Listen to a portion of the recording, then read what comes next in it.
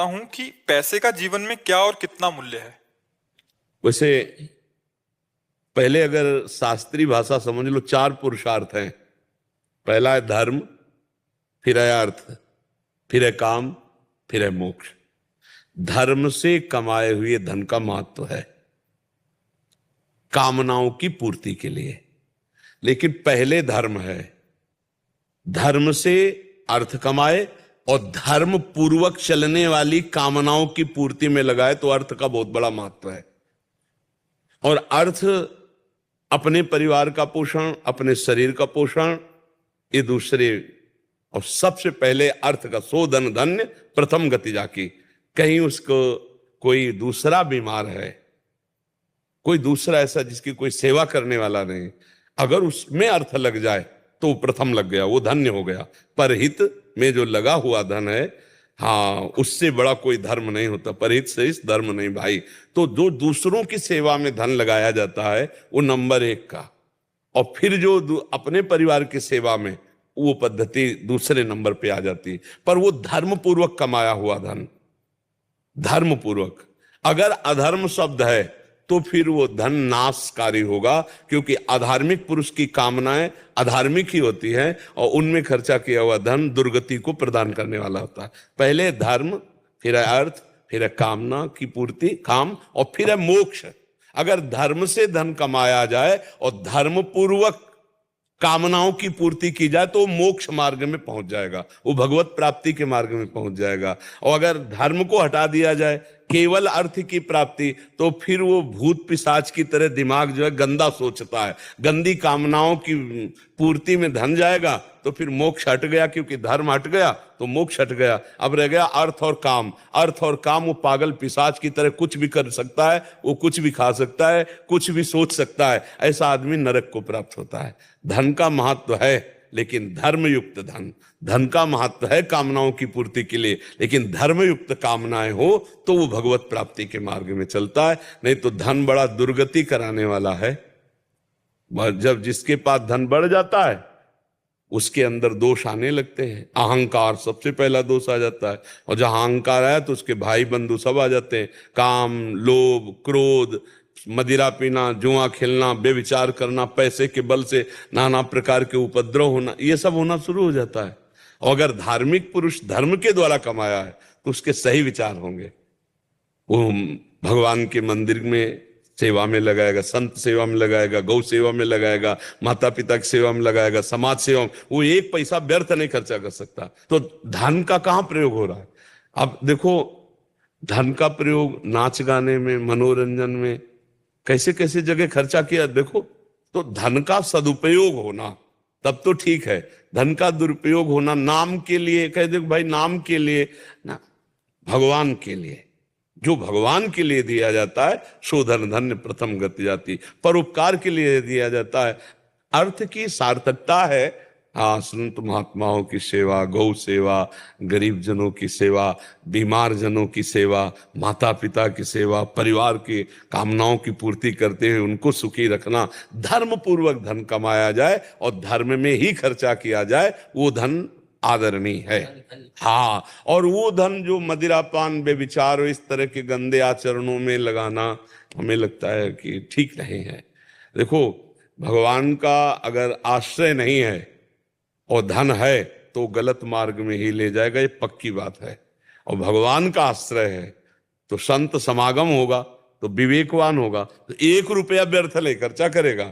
वो यही सोचेगा कि 1 रुपया भी ऐसी जगह खर्चा करूं जो धर्म युक्त हो, अधर्म की जगह ना खर्चा करूं। तो समझ पा रहे हो, धन का बहुत बड़ा महत्व तब है जब धर्म युक्त हो। महाराज जी, श्री जी की कृपा से अगर कभी दान करने का मौका मिलता है तो बहुत दुविधा में आ जाता हूँ, कितना दूं, क्या दूं, कैसे दूं। और अगर इतने में अगर कोई चला जाता है तो फिर मन बहुत जलता है। और अगर मैंने बिना सोचे समझे दे भी दे दिया तो फिर मन बोलता है बड़ा तू हीरो बन रहा है, मतलब।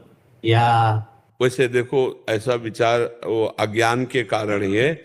देने के बाद तो फिर चिंतन नहीं करना चाहिए, और इसके बाद देने के पहले अगर आपको पात्रता देखनी तो आप देख सकते हो कि जिसको मैं पैसा दे रहा हूं ये व्यक्ति शराब तो नहीं पिएगा जाके, ये व्यक्ति गलत तो नहीं करेगा। तो इसीलिए हम कहते हैं धन देने में तो विचार करो भोजन देने में किसी के विचार की जरूरत नहीं।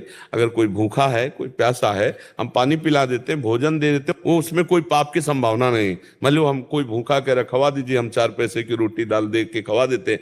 रुपया देने में थोड़ा बुद्धि रखने की जरूरत है। भरत जी, जैसा आपने बताया कि किसी को पता ना चले, वैसा ही करता हूँ, लेकिन खुद को पता रहता है, इसलिए ना मन ऐसा बोलता है कि मतलब तू बड़ा बनने की कोशिश। नहीं नहीं, उस समय आप सोचिए कि भगवान के तो दिया, कैसे दिया जाता है जानते हो?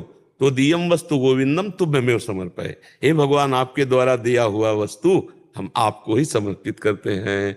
तो देने वाले तो भगवान हुए, हम केवल निमित्त मात्र बने, तो उसमें बुद्धि ठीक रहेगी। देनहार कोई और है, देते रहते दिन रैन, लोग भरम मोपे करें, तासु नीचे नयन। देने वाला तो भगवान है, और उसी की वस्तु आप उसी को दे रहे हो, वही भगवान सामने लेने वाले के रूप में। तो कभी अहंकार नहीं आएगा, कभी आपका मन असंतुष्ट नहीं होगा। और जिसे दे दिया फिर उसका चिंतन नहीं करना चाहिए कि यार इतना क्यों दिया, मुझे कम देना चाहिए, या ऐसा कुछ नहीं चिंतन करना। दे दिया, देत लेत मन संक न धरे, बल अनुमान सदा हित करे। ठीक है।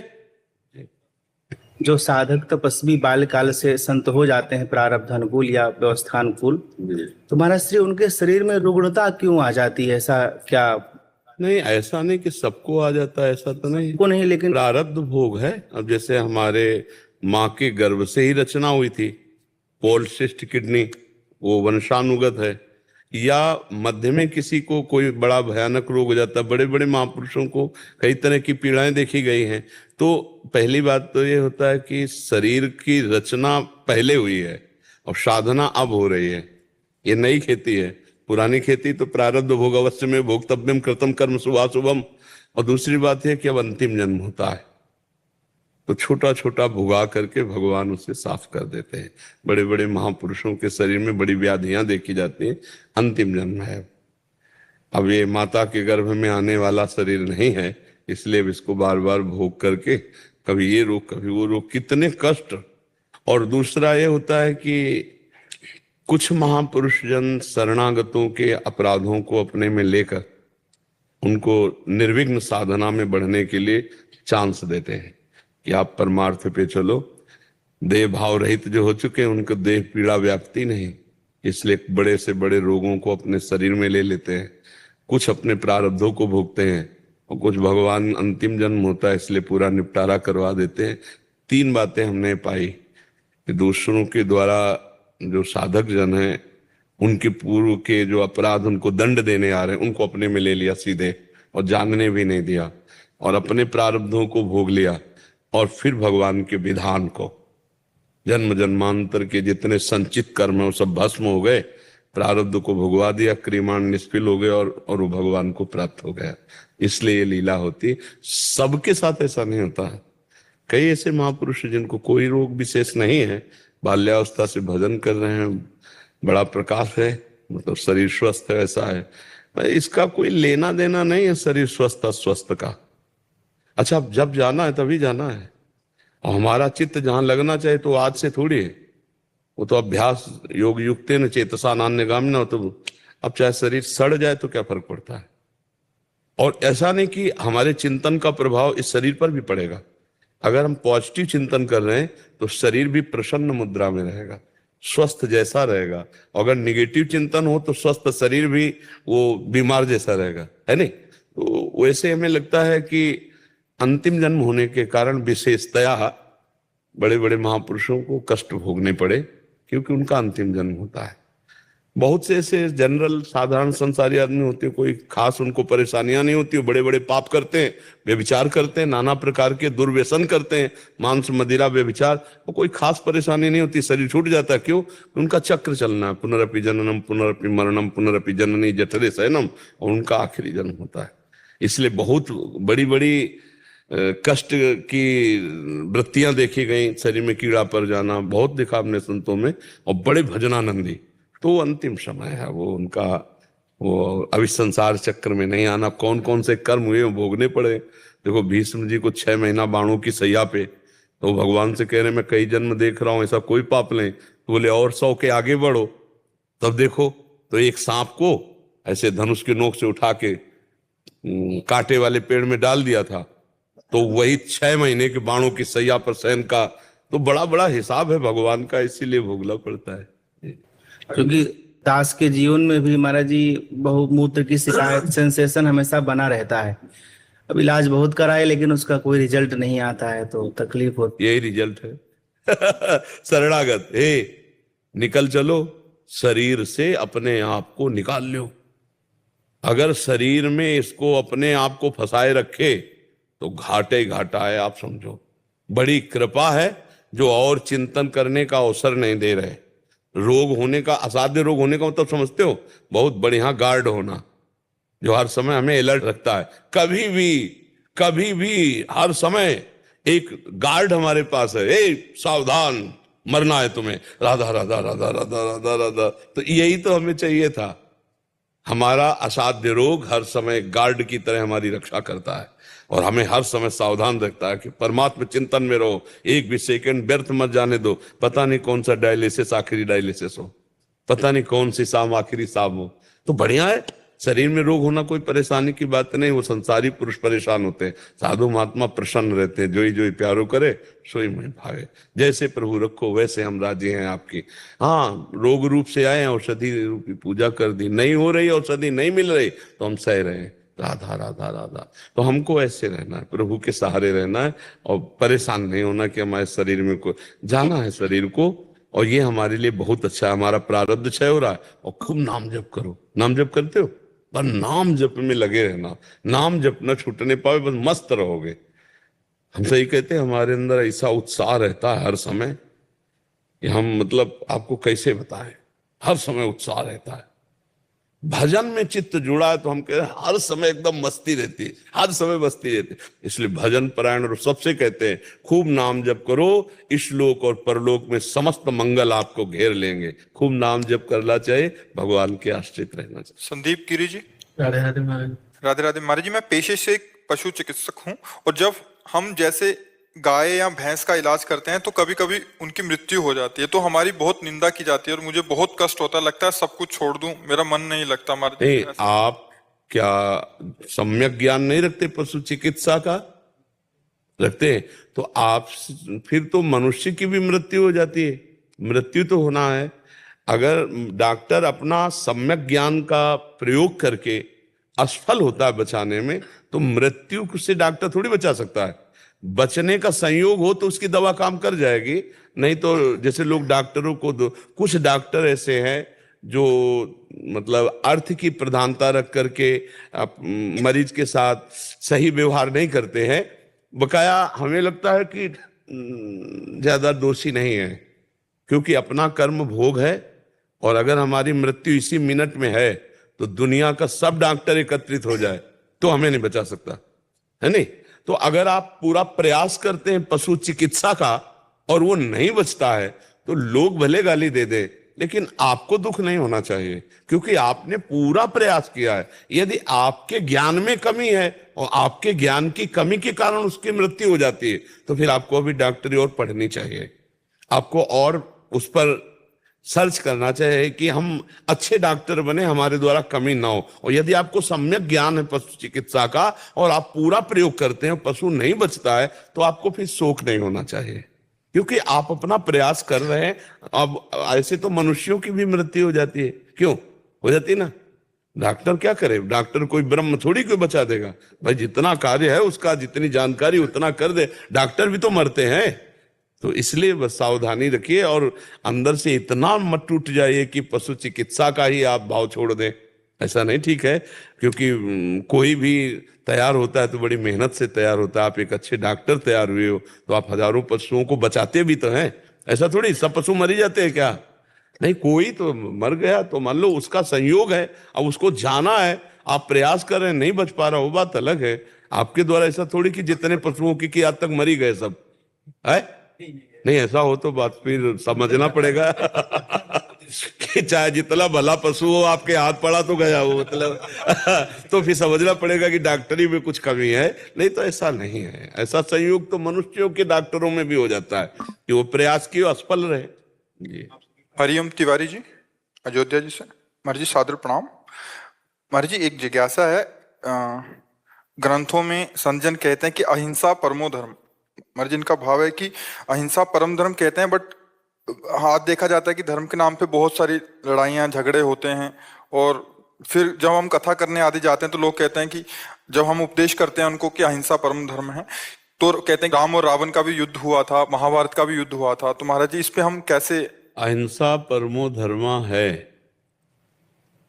लेकिन ये बात समझनी पड़ेगी कि अहिंसा का स्वरूप क्या है। अहिंसा का स्वरूप केवल इतना ही नहीं समझा जाता कि हम मन वचन कर्म से किसी को दंड ना दें, इतने तो अर्थ केवल लगाया जाता है। नहीं, अहिंसा वो भी है जो हमारे धर्म की हानि हो रही हो और हम उसको दंड दे रहे हैं, वो भी अहिंसा है। हमारे राष्ट्र की, हमारे धर्म की, हमारी मर्यादा की जो कोई हानि कर रहा हो, जो हमारे द्वारा रक्षणीय है, जो हमारे शरणागत हैं, उनकी कोई हानि कर रहा हो तो उसको शासन में लेना, उसको मृत्यु दंड तक दे देना, ये भी अहिंसा ही होगी। अहिंसा भगवान भी उपदेश दे रहे हैं, लेकिन कह रहे इनके गले काटो, ये अधर्मी है। अहिंसा को उपदेश भगवान ने नहीं किया क्या गीता में? जगह जगह भगवान ने किया है। अहिंसा को हम लोग केवल इतना ही समझ रहे हैं क्या? धर्म विरुद्ध आचरण करने वाले को पवित्र करने के लिए दंड विधान है, और उसको दंड देना यह अहिंसा के अंतर्गत ही है। अहिंसा को एक छोटे बिंदु में ना लिया जाए। अहिंसा का हम केवल इतना ले लेते हैं, वाणी के द्वारा कठोर शब्द न बोले, शरीर के द्वारा हमें कोई सता रहा है हम उसको हिंसा न करें, मन के द्वारा हम किसी का संकल्प भी न करें अहित होने का। ये उसका अहित नहीं हो रहा है, ये उसका हित हो रहा है। वो पापात्मा जीव जिएगा तो खुद पाप करेगा और लाखों को दुखी करेगा। इसलिए उसका इस समय दंड विधान के द्वारा पावन करना और उसको हिंसात्मक वृत्ति जो उसकी है उसको रोकना, ये सबसे बड़ी हिंसा होगी। अब इसको तो शास्त्र के वचन को केवल शब्दार्थी नहीं समझा जाता, भावार्थी भी समझा जाता है, अनुभवार्थी समझा जाता है, केवल एकदम शब्द पे रकील नहीं खींची जाती है। इसीलिए संसारी लोग इस विषय को क्या जाने। भगवान जो अहिंसा का उपदेश करते हैं ब्रह्म ऋषियों के रूप में और भगवान के रूप में, तो वो देखो दंड देते हैं कि नहीं देते हैं? क्या ऋषि जन दंड नहीं देते? जो अहिंसा परमो धर्मा जिनके हृदय में बैठा हुआ है, वो वेन के समीप जाते हैं और हुंकार मात्र से उसको मार देते हैं। कथा सुनाते हैं, आप तो जानते होंगे वेन चरित्र को। क्या वो अहिंसा को नहीं जानते हैं क्या? क्यों मार दिया? और फिर उन्हीं की बाजू से, दाहिनी बाजू से भगवान पृथु और अर्ची का प्रादुर्भाव करके जगत का मंगल करते हैं। अधर्म को रोकना, अधर्मी को दंड देना और अधर्म का विनाश करना, चाहे शब्द के द्वारा, चाहे ताकत के द्वारा, चाहे अस्त्र के द्वारा, ये अहिंसा ही है, ये हिंसा नहीं है। क्योंकि उसको पावन करके उसका भी पावनता होगी जब दंड होगी, और बहुत से लोगों की रक्षा हो गई। ये अहिंसा का स्वरूप है। रावण जैसे अत्याचारी को भगवान ने दंड दिया, ये उसकी पावनता रही, और बहुतों को बचाया, ये भगवान की अहिंसा ही रही। ये हिंसा नहीं कही जा सकती। आप इस पर कोई भाव प्रस्तुत कीजिए अगर आपको संशय लग रहा हो। आज के समय क्षमा चाहेंगे। देखो, आज के तो भ्रष्टाचार बुद्धि बढ़ रही है। ना शास्त्र है, ना शास्त्र समझ रहे, ना ब्रह्मचर्य है, और ना बुद्धि पवित्र है। व्यभिचार, रसेंद्री और जनेंद्री की केवल भोग वासना का खेल हो रहा है। आप भ्रमण करते हो, हम तो भ्रमण कर चुके हैं और बैठे हैं। आप भ्रमण करते हो, आप देख रहे हो समाज का आज हालत क्या है। ये शास्त्र को समझेंगे। अधर्म आचरण जो हमारी धर्म मर्यादा पर आंच पहुंचा रहा है, हम उसकी बात कह रहे हैं। आज एक सबसे बड़ी बात समस्या क्या है? धर्म अधर्म की परिभाषा वो जानते ही नहीं। शास्त्र जो विमुख है बातुल भूत विवश मतवारे, तेने बोले वचन विचारे, तिनकर कहा सुनी नहीं काना। बात समझ रहे हैं ना? हाँ, जय श्री राम तो काल ने भी बोला था ना। हनुमान जी ने बख्शा क्या? जय श्री राम कहने पे बख्शा क्या? पधरा दिया ना उसको, पूंछ में लपेट करके मारा कि नहीं? जो साधु वेश बन करके हनुमान जी को रोकने गया तो जय श्री राम ही तो बोल रहा था। तो जय श्री राम केवल तुम बोल रहे हो और मनमानी पापाचरण कर रहे हो, तो तुम कालनेम के परिकर के हो, तुम हनुमान जी के परिकर के नहीं हो, तुम राम जी के परिकर के नहीं हो। राम जी की बात को समझो, हनुमान जी की बात को समझो, तब होगा। नहीं तो कालनेम भी तो राम बोल रहा था, जय श्री राम जय श्री राम। हनुमान जी ने पूंछ में लपेट के श्री राम जी के पास भेज दिया, पधरा दिया ना, उद्धार कर दिया ना। जिसकी बुद्धि शास्त्र सम्मत नहीं है, जो स्वयं धर्माचरण नहीं करता है, जो भजन नहीं करता है, जो धर्म शास्त्रों के रहस्य को नहीं जानता है, इन बकवादी लोगों की हम बातों को नहीं सुनते, नहीं मानते, इनको हम न जानना चाहते हैं। अगर ये हमें जानना चाहते हैं, यदि हमारे भगवान को जानना चाहते हैं, तो आओ और अध्यात्म को सुनो और समझो, फिर आप करो। जो धर्म की हानि कर रहा है, पहली बात तो है कि आप राजा नहीं है कि आप निर्णय करें। दूसरी बात यह है कि अगर कोई ऐसा विधान है, आपको लग रहा है कि अधर्माचरण, तो हमारा कानून है, आप कानून को समर्पित कीजिए, है नहीं, कानून को समर्पित कीजिए। हम भगवान की मर्यादा को समझने के लिए पहले भगवत चरित्रों का अवगाहन करें, कानों से सुनकर मनन चिंतन करें, शास्त्र को हम श्रवण करें। इसीलिए वेदो नित्य मधीयताम, आचार्यों का आदेश है, संगासत्सु विधीयताम, महावाक्यार्थस्य विचारिताम, एकांते सुखमात्यताम। एकांत में बैठकर भगवान का, अब ये कहाँ रह गया है? हम तो बार बार व्यथित होते हैं इस बात से कि हमारे जो युवा पीढ़ी है वो ये girlfriend, boyfriend, live in relation और ये इंजेक्शन आदि की जो व्यसन वृत्तियां बहुत तरह, ये हमारी नई पीढ़ी को बहुत बर्बाद कर रहे हैं। अब इनके अंदर जो व्यसन की प्रवृत्तियां, व्यभिचार की प्रवृत्तियां, ये धर्म को क्या जाने, ये क्या जाने। ये उग्र स्वभाव मतलब हानिकारक अपने लिए भी और हमारे समाज के लिए भी हानिकारक है। देखो, हमारा जो धर्म है वो सबको आदर देने वाला है। जैसे भूमि है ना, इसमें सबको ही रह रहा है। क्योंकि जाने बिनु न होए प्रतीति, बिनु प्रतीत होए नहीं प्रीति। तो आज के समय में जानना ही नहीं कोई चाह रहा है। आपके माध्यम से वैसे बहुत जान रहे हैं, बहुत जान रहे हैं, हमें लग रहा है लाखों लोग सुलझ रहे हैं। अब तो किसी योग्य नहीं है, पर इतना जरूर है कि भगवान के आश्रित हैं, तो भगवान अपने निजजन की वाणी को वही पहुंचा रहे हैं, वही सबके हृदय में वैसे प्रभाव दे रहे हैं। करें करावें आप सब जने बढ़ाई दें, कर तो वही रहे हैं और बहुत बदल रहे हैं। अगर हम प्रयास करेंगे तो हमें लगता है कि हम बदल सकते हैं, क्योंकि हम भगवान के जन हैं। अगर हम सच्चाई से चलेंगे तो हम बदल सकते हैं। अगर हम एक एक बदलना शुरू करें अपने लोग ना, तो हम बहुतों को बदल देंगे। महाराज, सबसे ज्यादा हमें जैसा कुछ पकड़ में आ रहा है आपके कथनानुसार, हम उपदेशकों की कमी हो रही है। हम जो उपदेशक हैं उसको व्यापार बना रहे हैं। हम जो उपदेशक हैं वो अपनी वासनाओं की पूर्ति का खेल खेल रहे हैं, इसलिए हमारे उपदेशों का कोई प्रभाव नहीं पड़ता है। अगर हम उपदेशक जगत मंगल के लिए बने, अगर हम दूसरों को स्वयं चख के बोल करके दें, जो हम शास्त्र पढ़े वो हमारे जीवन का अनुभव हो, भले हमारे अंदर विद्वता नहीं, लेकिन हम जो खाया है वही बोल रहे हैं, तो निश्चित प्रभाव पड़ेगा। पूरा हलवा का वर्णन कर दिया, कभी बैठकर तसल्ली से बना के पाया, बोले नहीं, तो तुम्हारा वर्णन किस काम में आएगा, किसके ऊपर प्रभाव डालेगा। एक बार पहले तसल्ली से बनाते और बना के फिर हलवा पाते, और फिर जब हलवा का उपदेश करते तो तुम्हारे रोम रोम से हलवा का स्वाद दूसरों को आकर्षित कर लेता। तो कम से कम भगवदानंद का थोड़ा अनुभव हो तब तो है। अब यहाँ सब धन का, मान का, भोगों का बहुत आकर्षण चल रहा है। अब क्या एक गृहस्थ इस कथावाचक हो सकता है जो कथा से कोई नहीं लेना है? नहीं, भगवान की चर्चा गृहस्थ या विरक्त से मतलब नहीं। भगवान की कथा करने का अधिकार सबको है जो आचार्य परंपरा से जुड़ा हुआ है। आचार्य परंपरा, गुरु परंपरा से जुड़ा हुआ है, वैदिक सिद्धांतों के अंतर्गत है, वो चाहे गृहस्थ हो या विरक्त हो, उसका अधिकार है। ये हम कहीं नहीं आज तक पढ़ा कि वो विरक्त वक्ता ही होना चाहिए। श्री सुखदेव जी जैसे केवल वक्ता, वो तो अद्वितीय हैं, ऐसा नहीं है।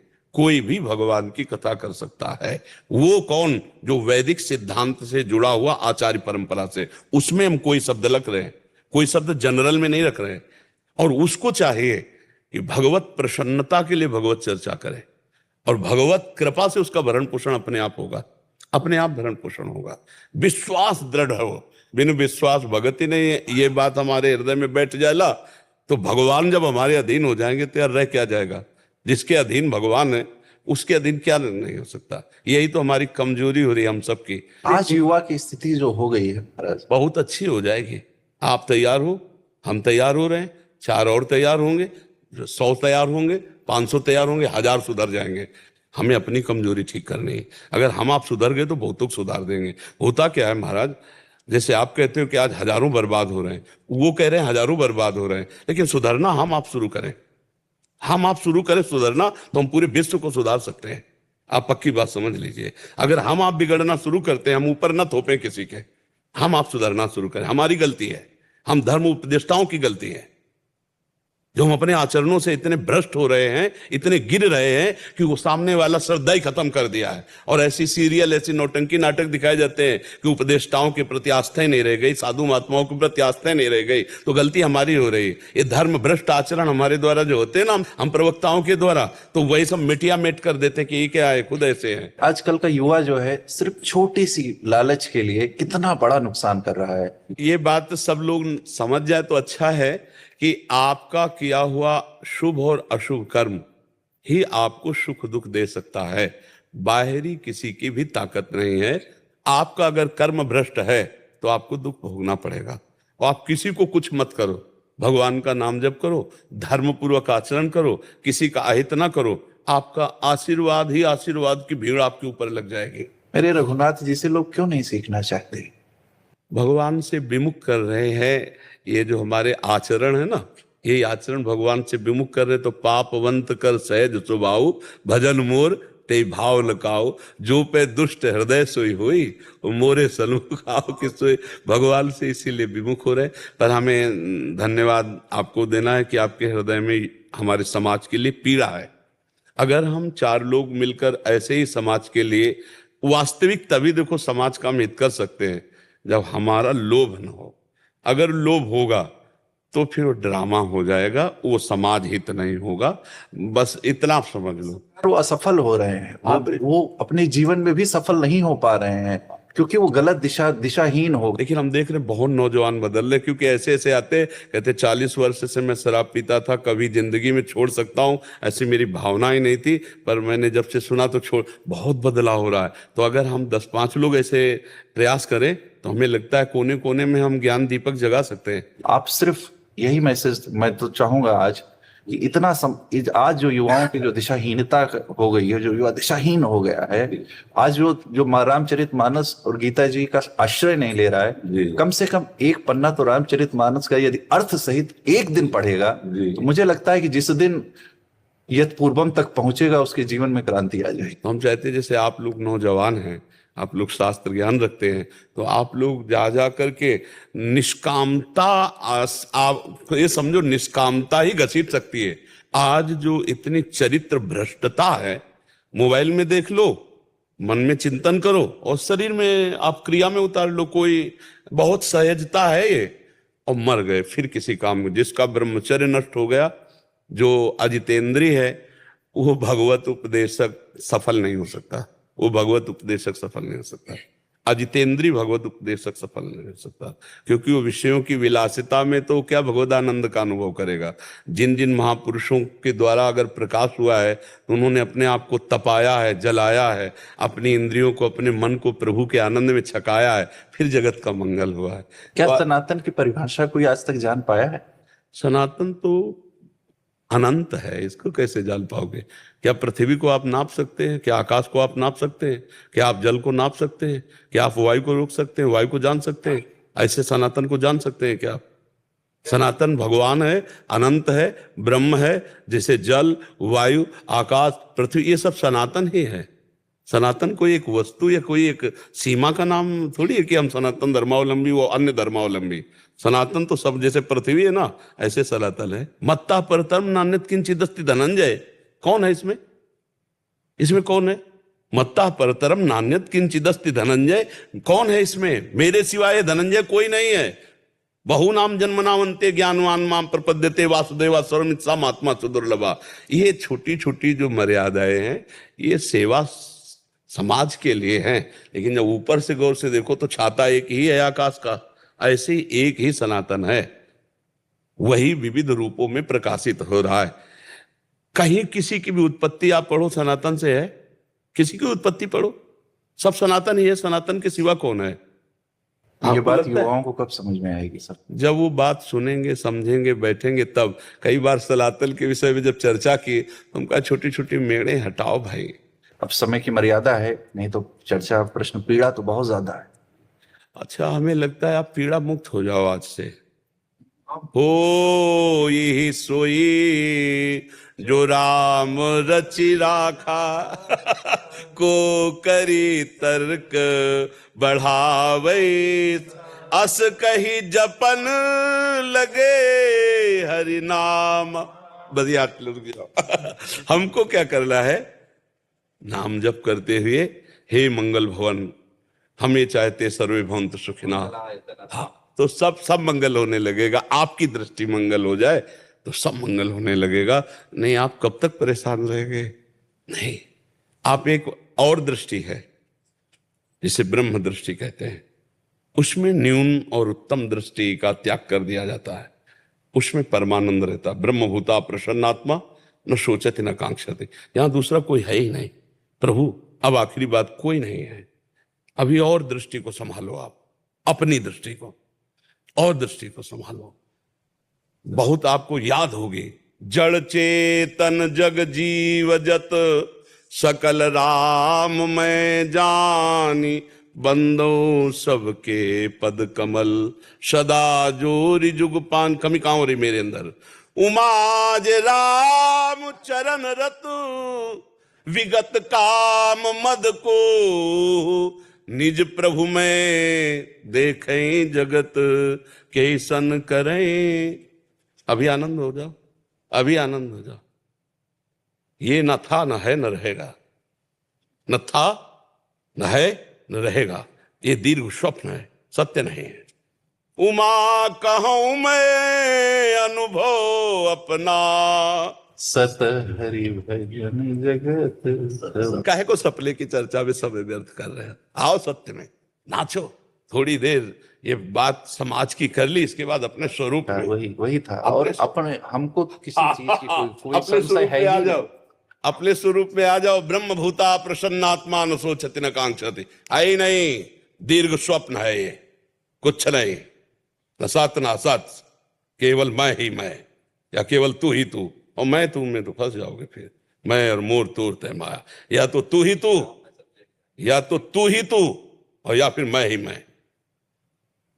तू ही तू भक्ति, मैं ही मैं ज्ञान। एक में आ जाओ, मैं तू हटाओ, शांत हो जाओ। जो आपसे करवा रहे हैं आप कीजिए, जो हो रहा है उसे देखते रहिए, तभी मस्त रहेंगे। नहीं तो महाराज और सुधरे न सुधरे, आप बिगड़ जाओगे, आप असंतुष्ट हो जाओगे, आप अशांत हो जाओगे, ले हो जाओगे। आखिरी बार अपने कनक भवन सरकार की तरफ से आपको बहुत बहुत स्नेह, बहुत बहुत जय सिया राम। राधा वल्लभ श्री हरिवंश गुरुदेव, आपके चरणों में कोटि कोटि प्रणाम।